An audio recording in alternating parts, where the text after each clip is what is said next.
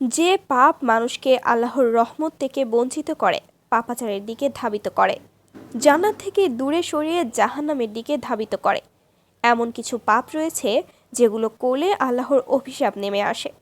কি কি পাপ কাজ করলে আল্লাহ অভিশাপ দেন তার বান্দার উপরে, আজকে এমন কিছু পাপ নিয়ে আলোচনা করব ইনশাআল্লাহ।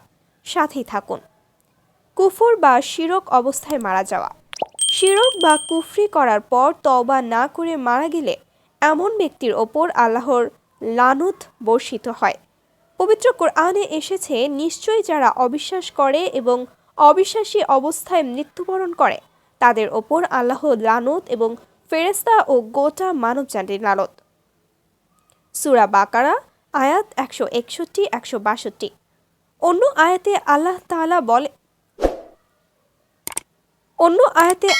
বলেন, রাসূল সাল্লাল্লাহু আলাইহি ওয়াসাল্লামের নাফরমানি করা। যারা রাসূল সাল্লাল্লাহু আলাইহি ওয়াসাল্লামের নাফরমানি করে তাদের ওপর তিনি লানত করেছেন, আর তারা কিয়ামত দিবসে একে অন্যকে লানত করতে থাকবে। আল্লাহ তাআলা বলেন, যেদিন তাদের মুখমণ্ডল আগুনে ওলটপালট করা হবে সেদিন তারা বলবে, হায়, যদি আমরা আল্লাহকে মানতাম ও রাসূলকে মানতাম। তারা আরও বলবে, হে আমাদের রব, আমরা আমাদের নেতাদের ও বড়দের আনুগত্য করতাম, অতঃপর তারাই আমাদের পথভ্রষ্ট করেছিল। হে আমাদের রব, তাদের তুমি দ্বিগুণ শাস্তি দাও এবং তাদের মহা অভিশাপ দাও। সূরা আহজাব আয়াত 66-68। পুরুষে পুরুষে এবং নারীতে নারীতে জৈবিক চাহিদা নিবারণের জন্য লজ্জাস্থান ব্যবহার করাকে সমকামিতা বলা হয়। এটি আল্লাহ ও তার রাসূল সাল্লাল্লাহু আলাইহি ওয়াসাল্লামের লানতের কারণ। ইবনে আব্বাস রাদিয়াল্লাহু তাআলা আনহু বলেন, রাসূলুল্লাহ সাল্লাল্লাহু আলাইহি ওয়াসাল্লাম বলেছেন, যারা সমকামী তাদের ওপর লানত বর্ষিত হোক। তিরমিজি হাদিস 1456। যে নারী পুরুষের পোশাক গ্রহণ করে এবং যে তাদের ওপর আল্লাহর রাসূলের লানত বর্ষিত হয়। আব্দুল্লাহ বিন আব্বাস রাদিয়াল্লাহু তাআলা আনহু বলেন, আল্লাহর রাসূল সাল্লাল্লাহু আলাইহি ওয়াসাল্লাম নারীর বেশ ধারণকারী পুরুষদের এবং পুরুষের বেশ ধারণকারী নারীদের অভিশাপ করেছেন। বুখারী হাদিস 5885। আল্লাহ তাআলা আত্মীয়তার সম্পর্ক ছিন্নকারীদের ওপর লানত করেছেন। তিনি বলেছেন, তবে ক্ষমতায় অধিষ্ঠিত হলে সম্ভবত তোমরা জনপদে বিপর্যয় সৃষ্টি করবে এবং আত্মীয়তার বন্ধন ছিন্ন করবে। আল্লাহ এদের প্রতি লানত করেন, অতঃপর তাদের তিনি বধির করেন এবং তাদের চোখ দৃষ্টিহীন করে দেন। সূরা মুহাম্মদ আয়াত 22-23। কবরের ওপর বা কবরকে সামনে রেখে সিজদা করলে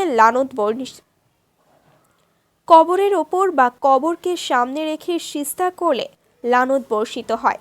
আব্দুল্লাহ রাদিয়াল্লাহু তাআলা আনহু ও আয়েশা রাদিয়াল্লাহু তাআলা আনহু উভয়ই বর্ণনা করেছেন যে রাসূল সাল্লাল্লাহু আলাইহি ওয়াসাল্লাম বলেছেন, আল্লাহ তাআলা ইহুদি ও নাসারাদের ওপর লানত করেছেন, কারণ তারা তাদের নারীদের কবরকে মসজিদ বানিয়ে নিয়েছে।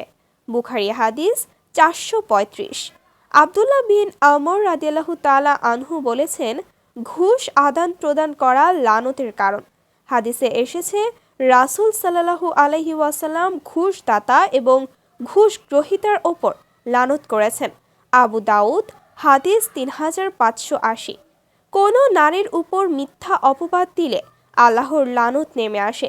এ প্রসঙ্গে মহান আল্লাহ বলেন, যারা সতীর সাথী সরলা ঈমানদার নারীদের প্রতি অপবাদ দেয় তারা ইহকালে ও পরকালে অভিশপ্ত এবং তাদের জন্য আছে গুরুতর শাস্তি। সূরা নূর আয়াত 23। জালিমদের ওপর আল্লাহ লানত করেন। পবিত্র কোরআনে এসেছে, জেনে রেখো, জালিমদের ওপর আল্লাহ লানত করেন। সূরা হুদ আয়াত 18। তাকদীর বা ভাগ্য অস্বীকারী অভিশপ্ত। আয়েশা রাদিয়াল্লাহু তাআলা আনহু বলেন, রাসূলুল্লাহ সাল্লাল্লাহু আলাইহি ওয়াসাল্লাম বলেছেন, 6 ব্যক্তিকে আমি লানত করি, আল্লাহ তাআলা লানত করেন এবং প্রত্যেক নবী লানত করেন। তারা হচ্ছে আল্লাহ কিতাবের সংযোজনকারী, তাকদীর মিথ্যা প্রতিপন্নকারী, শক্তি দ্বারা ক্ষমতা দখলকারী, যে ক্ষমতার বলে সে আল্লাহ তাআলা যাকে অপদস্থ করেছেন তাকে সম্মানিত করে এবং আল্লাহ যাকে সম্মানিত করেছেন তাকে অপদস্থ করে। আল্লাহর নিষিদ্ধ বস্তু হালাল জ্ঞানকারী। আমার পরিবার পরিজনদের মধ্যে যাদের আল্লাহ হারাম করেছেন তাদের হালাল জ্ঞানকারী ও আমার সুন্নাত পরিত্যাগকারী। তিরমিজি হাদিস 2154। আল্লাহ